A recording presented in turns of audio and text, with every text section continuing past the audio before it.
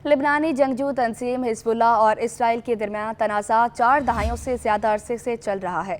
Israel का कहना है कि वो अपने पड़ोस से मुल्क के लिए ख़तरा बनने वाली तंजीम को ख़त्म करने के लिए पुरज़्म है, जबकि हिजबुल्लाह इसराइल को तबाह करने की कोशिश में इसराइली चौकियों को मुसलसल निशाना बना रही है। गुज़श्ता 11 माह में रोज़ाना की बुनियाद पर एक दूसरे पर सरहद पार से हमले हुए, जिसने कशीदगी को मज़ीद बढ़ाया।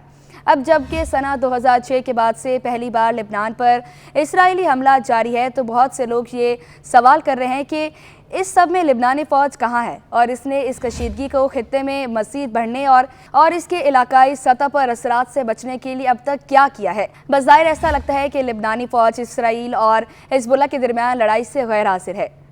हिजबुल्लाह को अमेरिका, बरतानिया और दीगर ममालिक ने दहशतगर्द तंजीम करार देकर इस पर पाबंदी आयद कर रखी है, लेकिन इस वक्त हिजबुल्लाह ने इस लड़ाई में मरकज़ी हैसियत इख्तियार कर ली है।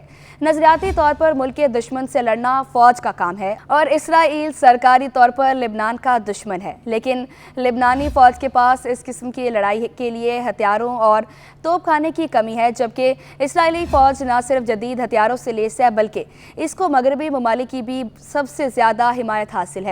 इसके साथ साथ मगरबी ममालिक की जानिब से इसराइल को माली और जदीद हथियारों की फराहमी का ताउन भी हासिल है। इसके अलावा वो बहुत से लोगों का ऐसा मानना है कि अमेरिका लेबनान की हुकूमत को ऐसे जदीद तरीन हथियारों के हसूल से रोकने के लिए दबाव डालता आया है जो इसराइल के लिए खतरे का बायस बन सकते हैं। कई साबिक आला अफसरान इस बात की हिमायत में गवाही देते आए हैं।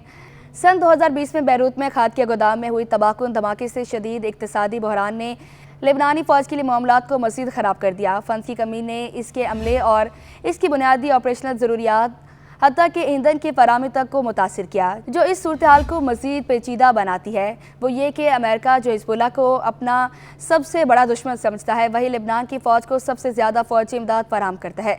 एक अरसे तक वाशिंगटन लेबनान के फ़ौजियों की तनख्वाह में भी हिस्सा डालता रहा, लेकिन अमेरिका की जानिब से लेबनान को दी जाने वाली इमदाद गाड़ियों और छोटे हथियारों तक महदूद है और इसका इसराइल को फराहम करदा इमदाद से मुवाजना नहीं किया जा सकता।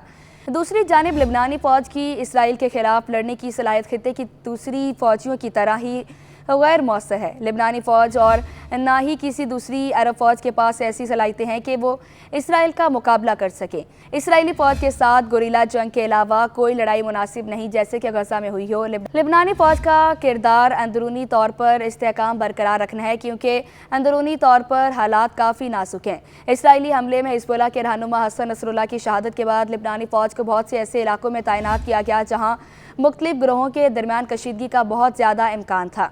सवाल यह है कि मौजूदा तनाज़े में लेबनानी फ़ौज का कोई किरदार है? इसका जवाब है नहीं।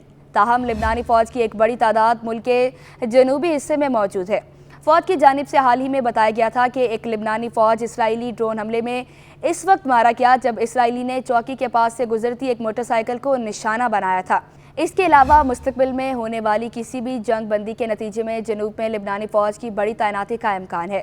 इस जानिब हाल ही में लेबनानी वज़ीर आज़म ने भी इशारा दिया था। ताहम इन सब कामों में मुख्तलिफ चैलेंजेस का सामना हो सकता है।